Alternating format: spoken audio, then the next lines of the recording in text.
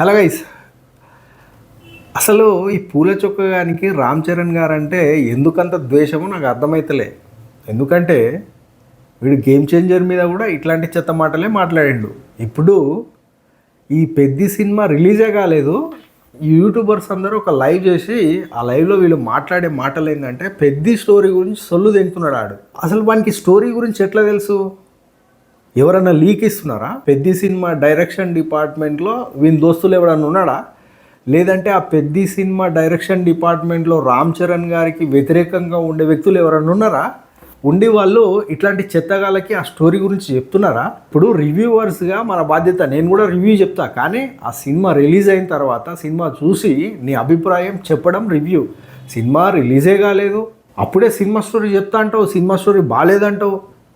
నువ్వు cinema story గురించి మాట్లాడితే ఇక్కడ మాట్లాడక మళ్ళీ ప్రాబ్లం అవుతుందని నీ సొల్లు గల ఆ బ్యాచ్ అంతా చెప్తారు. నాకేమనిపిస్తుందంటే బిగ్ బాస్ హౌస్లో మనకు ప్రతి వారం ఒక ఎలిమినేషన్ ఉంటుంది. ఆ ఎలిమినేషన్ ముందే తెలిసిపోతుంది. నెక్స్ట్ వీక్ ఆ వ్యక్తి ఎలిమినేట్ అవుతాడు, ఈ వ్యక్తి ఎలిమినేట్ అవుతాడు అని సోషల్ మీడియాలో వస్తుంటుంది. నేను అనుకుంటా మనము ప్రెడిక్ట్ చేసిన వాళ్ళు ఎందుకు ఎలిమినేట్ అవుతారో అనుకుంటా, కానీ వాడే ఎలిమినేట్ అవుతాడు. సో ఏంది అంటే బిగ్ బాస్ సెట్ నుంచే బయటికి పోతుంది. అది ఎవరైతే ఎలిమినేషన్ అవుతారో షూట్ ముందే చేస్తారు కాబట్టి ఆ ఇన్ఫర్మేషన్ ముందే లీక్ అవుతుంది, బయటికి వస్తుంది, కాబట్టి అది నిజమైన న్యూస్ అవుతుంది. సో ఇప్పుడు వీడు పెద్ద గురించి మాట్లాడుతున్నాడంటే పెద్ద సెట్లోనే ఎవడో ఒక బ్లాక్ షిప్ ఉండాలి. వాడు అట్లాంటి వాడు ఈ ఏదైతే స్టోరీ ఉందో ఆ స్టోరీని ఇట్లాంటి ఎదవాళ్ళ దగ్గర షేర్ చేసుకోవాలి. అరే పూల చొక్క నాకు అర్థం కాదు, సినిమా చూసిన తర్వాత రివ్యూ ఈరాబాయి, నీకు కూడా 5-6 లక్షల మంది ఫాలోవర్స్ ఉన్నారు. అంతకుముందు వీడు ఏమంటుండంటే సపోర్ట్ చేయొచ్చు కదా, సబ్స్క్రైబ్ చేసుకోవచ్చు కదా.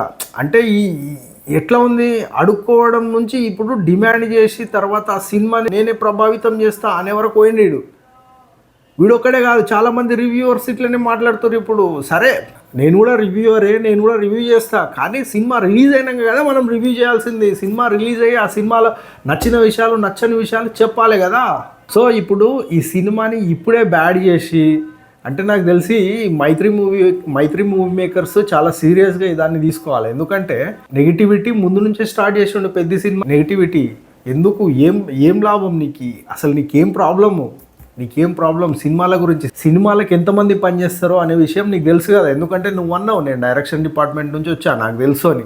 అంతమంది కష్టాన్ని ఇష్టం వచ్చినట్టు చెత్తోన్లాగా మాట్లాడి ఎందుకు వృధా చేద్దాం అనుకుంటున్నావు?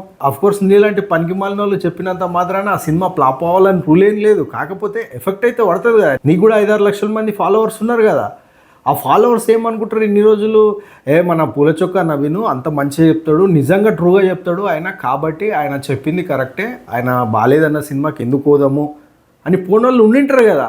ఆల్రెడీ లాస్ట్ టైం పూల చొక్క నవీన్ మీద ఒక కేసు అయింది.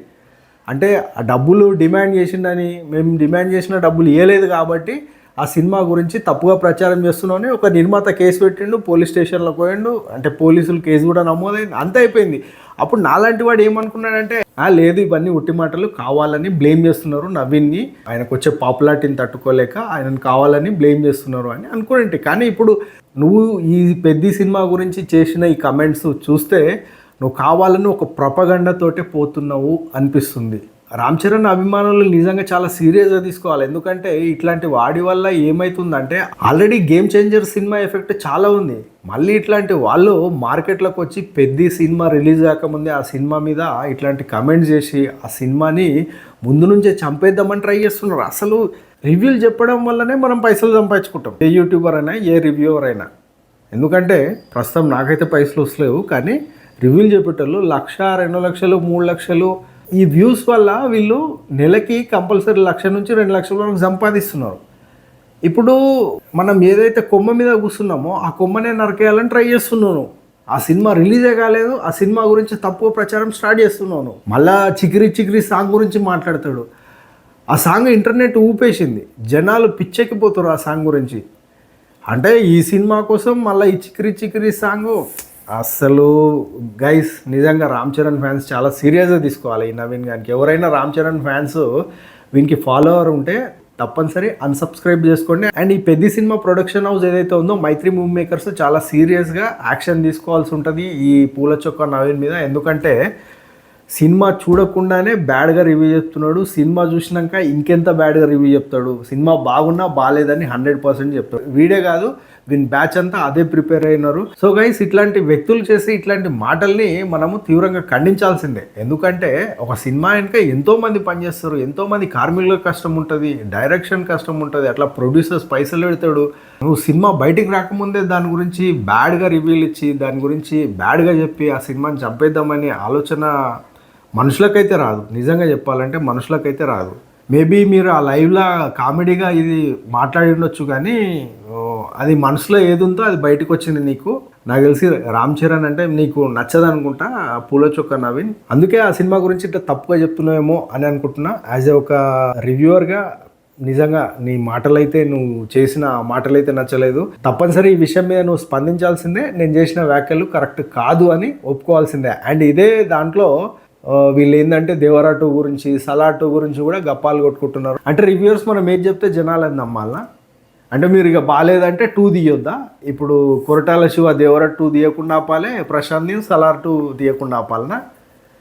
అసలు మనమేంది, మన లెవెల్ ఏంది, మన కథ ఏంది? సినిమాలు చూసిన తర్వాత ఆ సినిమాల గురించి రివ్యూస్ చెప్పుకుంటున్నాం మనం, అంతే కదా.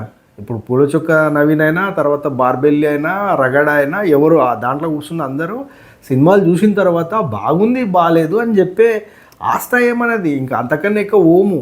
ఒకవేళ నువ్వు అంత పొటెన్షియల్ ఉండేటోడు అయితే నువ్వు కూడా ఒక సినిమాది తీసి మాట్లాడు, అంతే కదా. సినిమా చూసిన తర్వాత ఏమైనా మాట్లాడు, సినిమా తీయకముందు మాట్లాడితే ఇట్లనే ఉంటుంది. సో గైస్, ఇది ఈ వీడియో మీకు నచ్చింది అనుకుంటా. Take care, bye.